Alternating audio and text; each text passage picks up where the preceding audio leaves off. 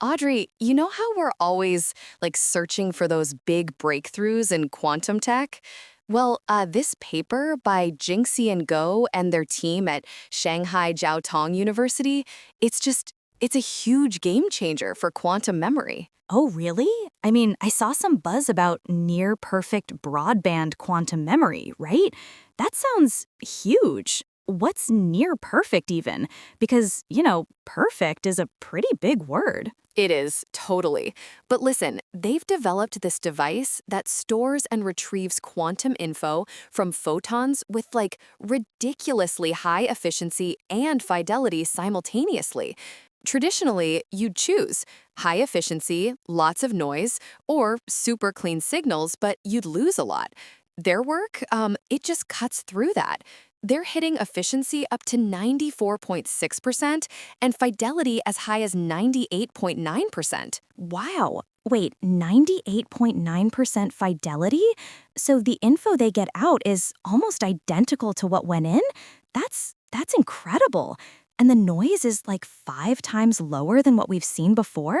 That's just wild. Exactly. It's not just a little step, it's a leap. Their noise to efficiency ratio is like 5 times lower, a truly significant development for sure. So the core of how they're doing this, it's a Raman type quantum memory. It uses like a warm atomic vapor, specifically 87 Rb atomic vapor.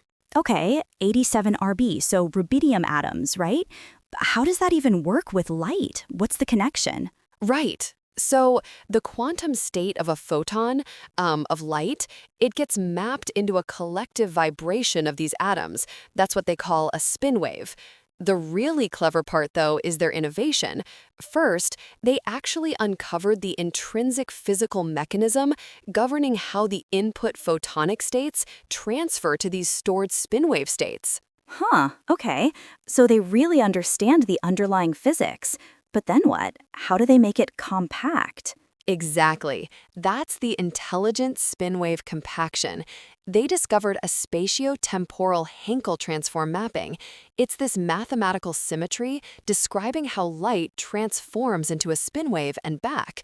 By truly understanding this math, they sculpt incoming light pulses to compact that spin wave. It occupies less space within the atomic ensemble, making it way less susceptible to degradation or leakage. That's just brilliant. So they're almost like choreographing the quantum information to be super stable? Pretty much. It's a conceptual shift, really. Instead of fighting decoherence, they're designing around it, allows for near-perfect retrieval. Okay, so this near-perfect memory, it has huge implications for everything quantum. First, quantum communication. For quantum repeaters, essential for a global quantum internet, this high-fidelity memory is gold. You can extend entanglement over really long distances, without signal decay. So better memory means a better quantum internet, basically. Less errors, longer reach? Absolutely. Second, modular quantum computing.